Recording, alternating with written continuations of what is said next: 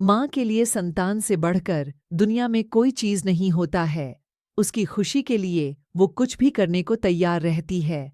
जम्मू के सीमावर्ती इलाके आरएसपुरा से एक ऐसी ही माँ की तस्वीर सामने आई है जिसे जानकर दिल पसीज जाएगा।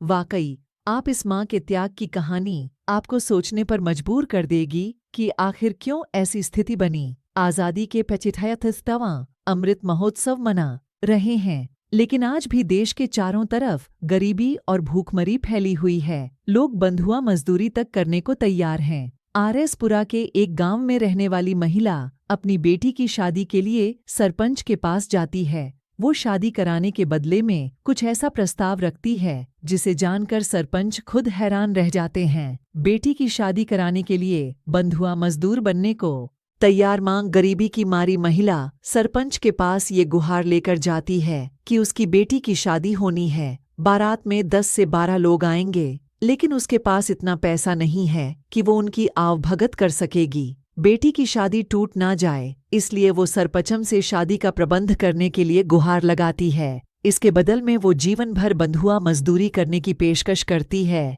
वो बोलती है कि जब तक वो जिंदा रहेगी तब तक उसके घर का हर काम करेगी। बेटी की धूमधाम से शादी करना चाहती है। माँ महिला कहती है कि उसका सपना है कि उसकी बेटी की शादी उसी तरह धूमधाम से हो जैसा कि दूसरी लड़कियों की होती है। वो गाय का दूध बेचकर परिवार का गुजारा बसर करती है। घर के नाम पर बस एक कमरा है। शादी के लिए उतने पैसे नहीं हैं।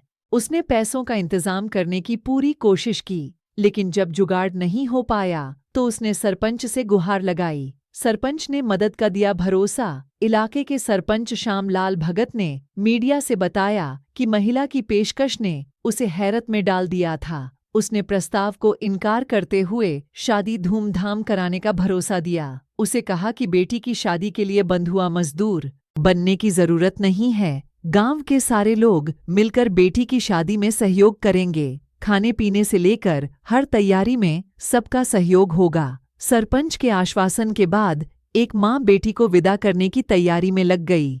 दोस्तों, ये कहानी अच्छी लगी तो हम बताएं और चैनल को सब्सक्राइब करें।